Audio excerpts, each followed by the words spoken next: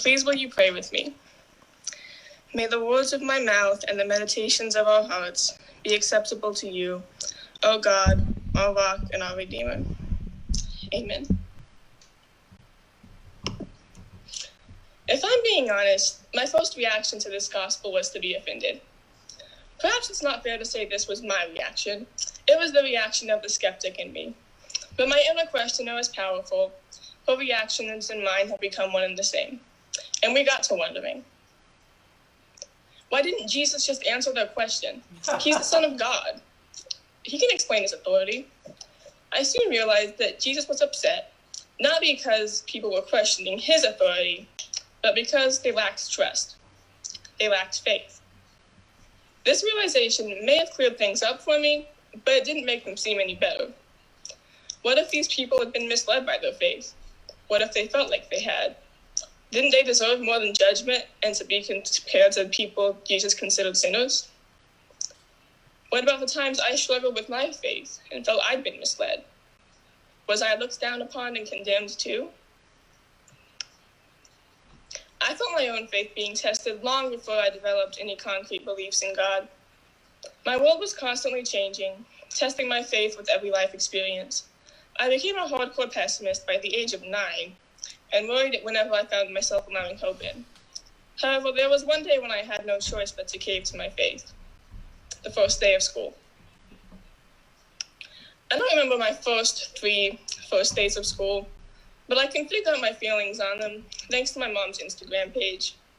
It contains pictures of me on my first days of 4th, 5th, and 6th grade, the only days I spent in elementary school, as I left after and was homeschooled prior. I'm smiling in these photos.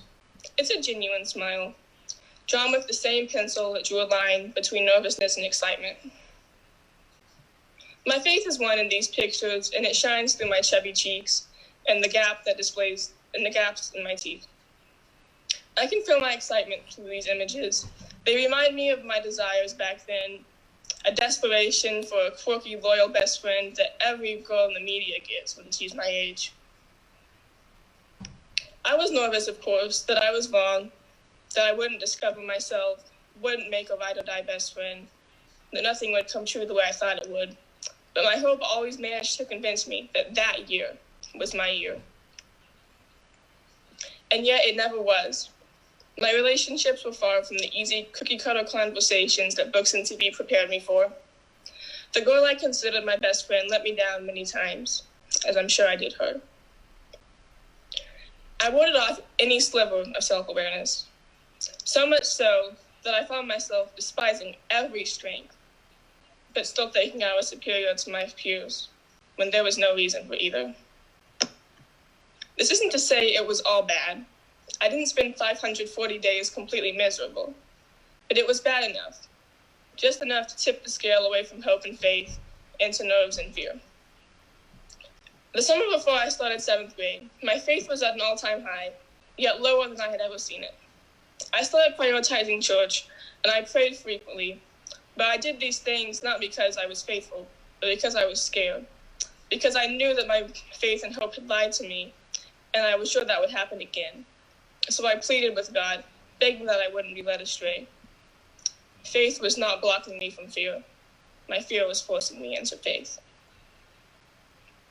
There's no picture to remind me of 7th grade, but I can tell you that if there was, the smile would be far less genuine, if it were to exist. Still, I remember this day vividly. I remember the way my stomach churned every way possible. I remember the way my hands shook and sweated, despite being cold. I remember getting out of a car and walking with a boy I knew, entering a crowded hall, my heart pounding as I walked around aimlessly. I remember the girl I talked to at orientation, slowly walking up to me. Neither of us knew anybody, and so the closest thing we had to a friend was this nameless stranger, and we stuck with each other. I remember finding myself in the same class as a friend from my old school, yet choosing to sit away from him instead and choosing a new girl instead, as I knew I wanted to make a ride or die best friend, and that wouldn't happen if no one knew me. And as minuscule as these memories may sound, I hope I keep them forever. For my faith, or lack thereof, led me astray again, and I couldn't be more grateful. In that school, I appreciated and valued my education like I never had before. I made 5 loyal best friends instead of just one, including the 2 girls I talked to bravely on the first day. I allowed myself to figure out what I needed, how I would get it, and what I wanted. I took control of myself, fighting off the non-existent opinions of others that held me back from happiness. This wasn't always a successful fight, and I'm not going to lie and say it is today, but it's a fight nonetheless. Within a few months, life transformed from a day-to-day struggle that I had been forced into to a collective story run through a value and purpose that I got to experience.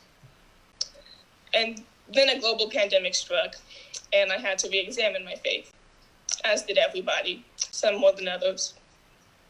We all rushed to adapt to changes, some trying to find the good in the situation, others just accepting the bad and moving on.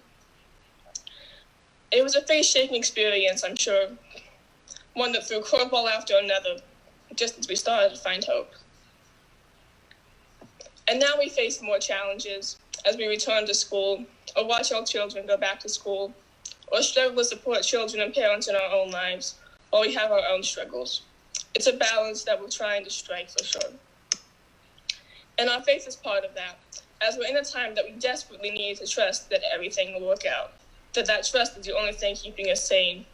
Yet there's little reason to maintain that trust on some days, and no reason on others.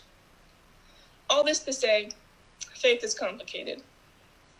And while I think it's important to believe that God, the world, and whatever else you might believe holds power will make things okay in the end, I understand why someone will lose their faith. I've lost it, and I often struggle to find it. I still don't always know where it is. But there's something I think we all need to have more faith in, even in these particularly demanding times when it's easy to lose hope and faith, ourselves.